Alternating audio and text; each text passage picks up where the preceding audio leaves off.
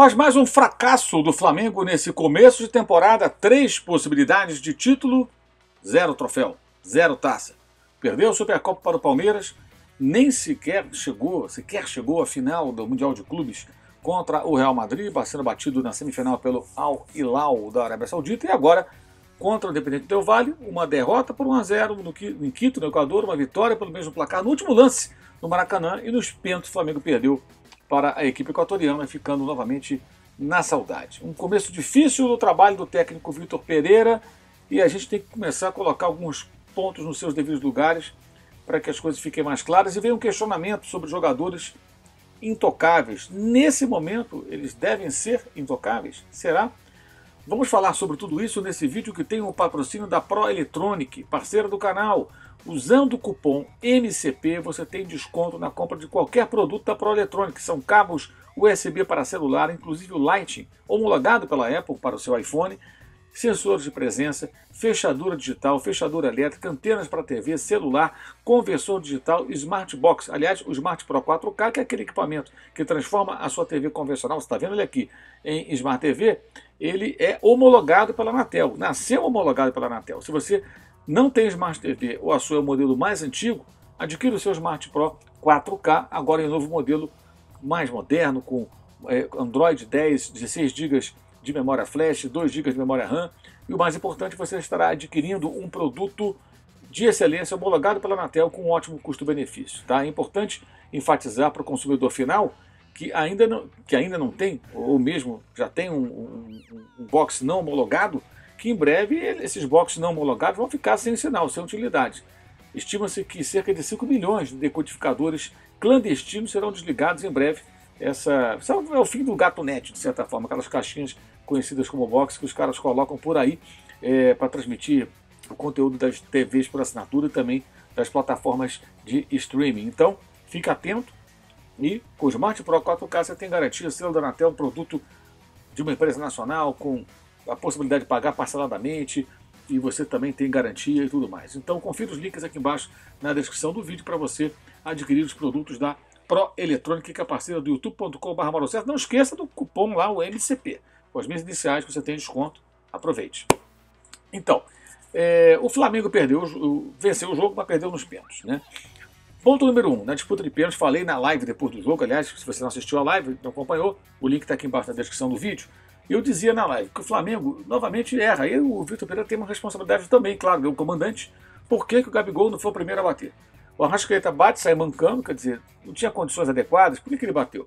Porque é o time que bate primeiro e converte, fica na vantagem, bate muito mais tranquilo as próximas penalidades. A chance de errar é menor, porque o cara está mais seguro, ele sabe que mesmo errando tem uma segunda chance a sua equipe, porque ficaria no máximo em igualdade.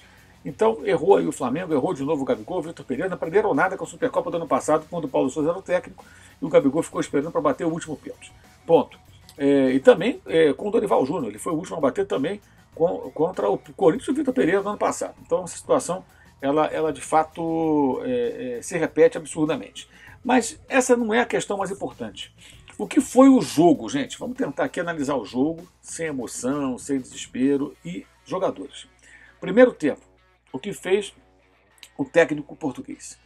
Ele colocou, como aliás o falso 9, nosso amigo falso 9, antecipou lá no vídeo gravado na manhã do jogo, no canal dele. Muito didático, muito claro. Adianta os laterais Varela e Ayrton Lucas, espeta os dois, empurra então os dois alas para formar a linha de 5, lá atrás, no time do Independiente Del Valle, e com isso você deixa mais vazio o meio campo para tentar dominar o setor. Na saída de bola, o Thiago Maia, ele não é terceiro zagueiro, não era terceiro zagueiro, ele abria para o lado esquerdo para compor a saída.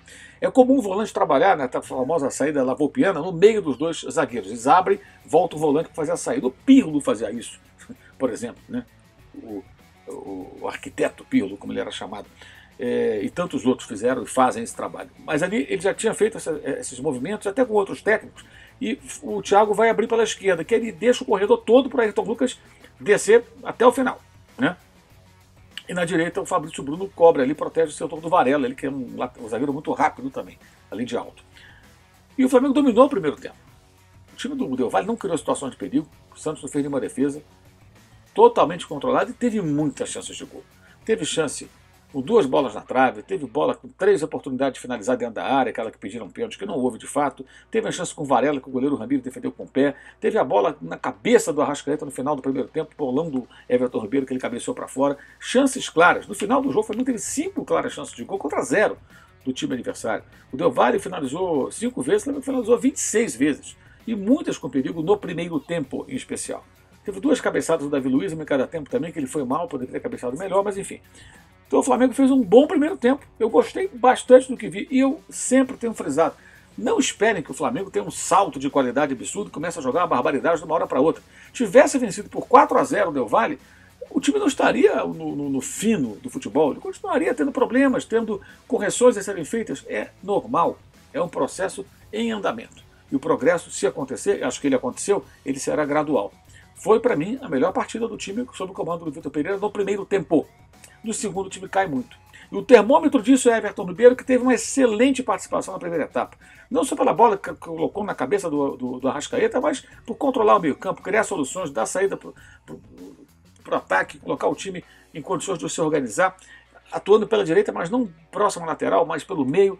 Foi uma ótima atuação do Ribeiro no primeiro tempo. Aí ele cai no segundo tempo fisicamente, cai o time, os demais também. Então essa questão física ela é muito grave, ela é muito séria. Isso tem que parar e resolver.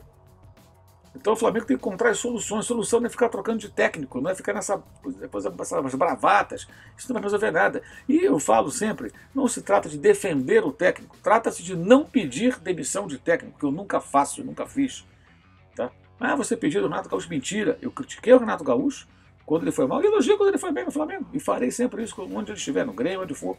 Mas não peço a saída de ninguém, do Abel Braga. Critiquei o trabalho do Abel Braga quando foi um trabalho ruim, mas não pedi sua saída. Quem tem que sair desse dia são os dirigentes. A gente elogia ou critica. E o Vitor Pereira, eu acho que ele tem que ter tempo para trabalhar. Ele está muito pouco tempo no clube e está se deparando com muitas dificuldades. A repórter Isabelle Costa, eu tomo a liberdade aqui de utilizar o seu conteúdo, aliás, até coloco aqui o seu perfil no Twitter para você seguir a Isabelle, que sempre está lá nos Jogos do Flamengo em especial. Ela entrevistou o Arrascaeta na zona mista depois do jogo. E veja o que ele falou. Bueno, a gente já vai começar o terceiro mês. A gente teve suas férias. Eu, particularmente, como já falei, eu tinha que parar um mês inteiro para tentar zerar todas as minhas dores, minhas lesões do ano passado. Graças a Deus já estou bem disso. Da parte física, se você for analisar os dados do jogo, eu sou um dos caras que mais está correndo no jogo. Eu sei da parte técnica que não estou no meu melhor, mas a gente tem que respeitar que a vezes não saem as coisas como a gente quer, a vezes a gente não está fino com a bola. E a única forma de mudar isso aí é trabalhando no dia a dia, acreditando no trabalho do nosso treinador. E a gente com certeza está se dedicando muito para que isso troque o mais rápido possível. Então você vê que o próprio jogador diz que tem que parar para ficar em condições. Então por que não parou? Então para. O Arrascaeta fez uma partida péssima. Ele fez o gol no final, mas a jogada foi toda do Gabigol invertendo para o Cebolinha, que cruzou, ele só empurrou. Estava bem colocado, é verdade, mas ele cruzou todas as bolas nas mãos do Ramires, goleiro do Del Valle. Foi facilmente desarmado lá em Quito, também no Rio, em alguns momentos. Não deu sequência às jogadas como sempre. Ele está claramente sem condições. Então tem que parar. Para, se recupera e joga. Usa essa reta final de Campeonato Carioca para colocar esse homem em condições. E se busca aí outras alternativas. O Flamengo tem um time muito lento para fazer a transição. E o time do Del Valle, ele não fica fechadinho lá atrás o tempo todo. Ele sai para o jogo. E quando sai para o jogo, oferece espaço atrás da sua última linha de defesa, mas a transição ofensiva do Flamengo é paquidérmica, ela vai se arrastando. Não tem velocidade. Então o time adversário se organiza de novo. Então o Flamengo não consegue sequer aproveitar algumas das fragilidades do seu oponente. E aí o que acontece? Quem faz falta aí? O Bruno Henrique. E não tem outro jogador. O Cebolinha nem é exatamente jogador de velocidade, põe na frente e sai correndo.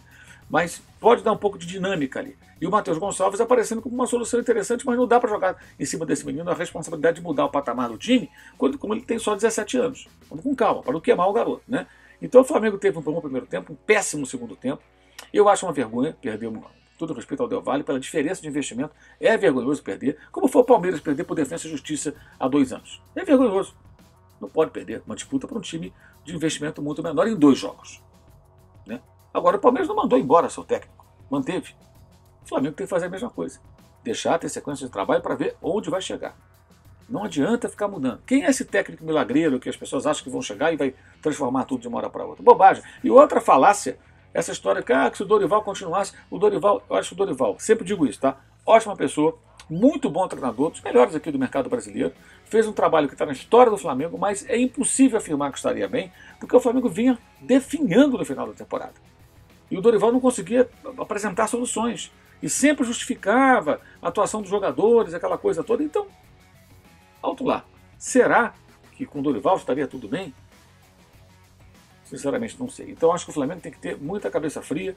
Se tivesse vencido, mesmo com os progressos apresentados no primeiro tempo, que ganhasse nos pênaltis, ou fizesse um gol na prorrogação e levantasse o troféu, haveria uma festa, comemoração, mais paz para trabalhar, mas o patamar técnico do time, o estágio do time não ia mudar.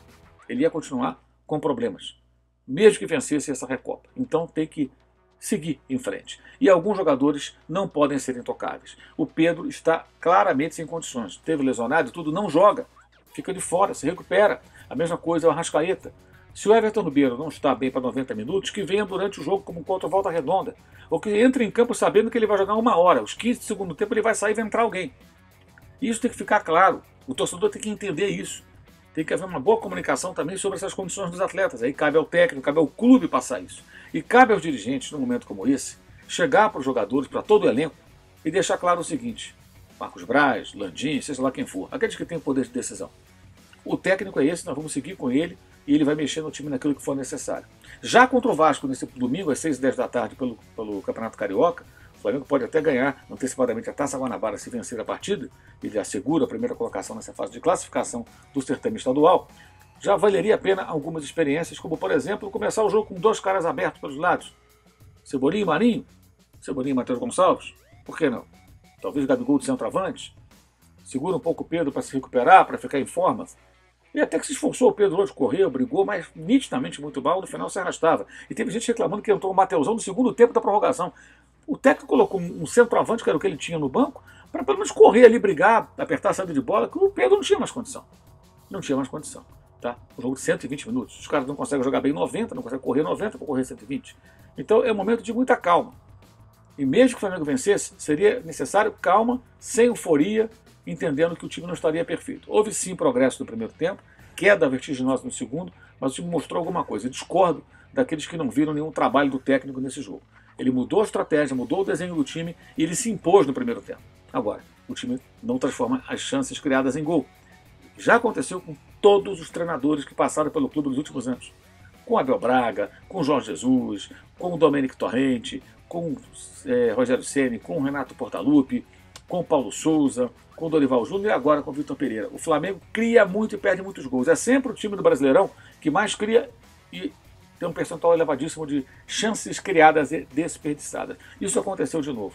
E aí é um problema que transcende aí o técnico, transcende qualquer um deles, porque qualquer time bem preparado, você põe em campo, os caras não acertam o pé, perdem as chances. Tem até uma dose até de falta de sorte, alguns lances ali, convenhamos, né? Bolas na trave e tudo mais. Mas acho que o Flamengo melhorou. Para azar do clube, não conseguiu o título, que daria tranquilidade, mas a tranquilidade, se ela não vem por intermédio de conquistas, de vitórias, ela tem que ser garantida por quem faz a gestão. Dar tranquilidade para trabalhar, blindar diante da loucura histérica de gente que vive da crise no Flamengo, de torcedores sem noção nenhuma, que só sabem reclamar, e ignorar a ala paulista, corintiana, especialmente na imprensa, que por um ciúme interminável mais se preocupa com o Vitor Pereira e seus fracassos no Flamengo do que com o próprio Corinthians. É impressionante isso. Tem uma ala da mídia que está uma coisa impressionante. O cara não nem dormir. O cara fica até de madrugada ali esperando para ver se está tudo errado. Porque, sinceramente, eu acho que eles percebem que não dá para esperar muito do Corinthians atual, cheio de dívidas e tudo. Então, o prazer dos caras é ver o Vitor Pereira, que não quis ficar no Corinthians, se ferrar no Flamengo e tal. Não é nem problema com o Flamengo, é com o Vitor Pereira. Uma coisa meio maluca, mas enfim. Cada louco com a sua mania, né? E o Flamengo não pode se influenciar por esse tipo de coisa. Se novamente mandar o técnico embora para mudar, vai ficar até quando nessa situação? E é curioso que alguns que elogiam o fato de o Palmeiras não demitir sua comissão técnica, mesmo durante os maus momentos, não foram poucos, vividos na temporada 2021, inclusive perdendo uma Recopa para um time mais fraco, que foi o Defensa e Justiça, né? Além de ser eliminado pelo CRB na Copa do Brasil, perdeu o final paulista para o São Paulo, no Mundial de Clubes ficar em quarto, não marcou sequer um gol, perdeu a Supercopa para o Flamengo. Olha só a semelhança. O Palmeiras perdeu 2021, a Supercopa para o Flamengo, agora os papéis se inverteram, foi quarto, foi pior ainda do que o Flamengo no Mundial de Clubes, não fez nenhum gol, né? Não ganhou o estadual, perdeu para o São Paulo, e na Copa do Brasil foi eliminado pelo CRB. Mas ninguém falou em mandar o técnico. Mas o Abel Ferreira já tinha títulos conquistados. Sim, o Vitor Pereira não tem. Mas você não pode se pautar apenas nisso. E se os títulos fossem circunstanciais ali, e ali o trabalho fosse uma porcaria, não fosse dar certo, não, os caras tiveram a cabeça no lugar, mantiveram, o próprio Abel melhorou como técnico, apresentou novas armas, novas formas de montar a sua equipe no transcorrer do seu trabalho, e o Palmeiras, mesmo perdendo no ano passado duas classificações, duas eliminações em casa, de títulos que o Flamengo conquistou, Copa do Brasil e Libertadores, e o Flamengo eliminou os algodos do Palmeiras, São Paulo na Copa do Brasil, Atlético Paranaense na Libertadores, na final, né? O time marchou para ganhar o Campeonato Brasileiro e tudo terminou em paz. Não dá para ganhar tudo, mas ganhamos um título importante. Perfeito, o técnico segue o seu trabalho. Assim é no Palmeiras, deveria ser, em outros clubes deveria ser no Flamengo. Então, ou acredita-se na capacidade do Vitor Pereira, que é um técnico sim capaz, ou então ficam nessa loucura constante, se pautando por opiniões de pessoas que, honestamente, algumas eu acho que não têm a menor qualificação sequer para analisar o que acontece no time de futebol, o tamanho de destempero até de alguns elementos que circulam por aí. Dá ouvido para essa gente, sinceramente, aí não é nem amadorismo, é pouca inteligência. Vejamos se dessa vez os dirigentes do Flamengo terão a cabeça do lugar com relação a isso. Esse vídeo tem um patrocínio de Pro Eletrônica, faça aqui, acesse os links aqui, né, na descrição do vídeo, e você pode adquirir produtos com desconto usando o cupom MCP, que são as minhas iniciais. Lembrando que teremos live nesse domingo, logo após o jogo entre Flamengo e Vasco, no Maracanã, pela Taça Guanabara, Campeonato Carioca, ok? Acabou o jogo, tem live aqui no canal. E também, claro, aqui embaixo você encontra, além dos links para os produtos da Pro Eletrônica, o nosso canal de cortes, nosso clube de membros, o Uso 360 com produtos do canal, o curso online de jornalismo esportivo e também o nosso blog no All Sport, blog do Mauro César. Todo dia um novo texto sobre futebol. É isso, valeu e saudações!